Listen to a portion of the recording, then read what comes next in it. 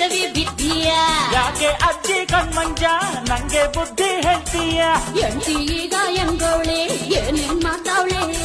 ನಂದೇ ದಾರಿ ಕಾಯ್ತಾವಳೆ ಹಬ್ಬದ ಅಡ್ಗೆ ಮಾಡ್ತಾವಳೆ. ಹಾಡಿರೋ